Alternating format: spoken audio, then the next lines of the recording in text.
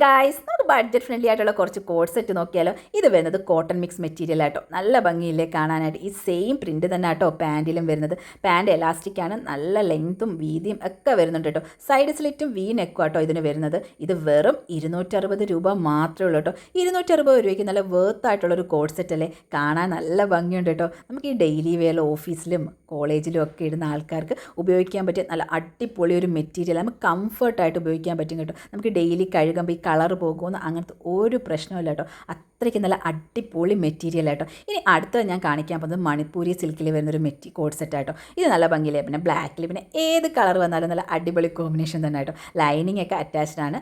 ഇത് വരുന്നത് റൗണ്ട് നെക്കാട്ടോ. ഇതും സെയിം അതേ കണക്കാണ് എലാസ്റ്റിക് ആട്ടോ പാൻറ്റിന് വരുന്നത്.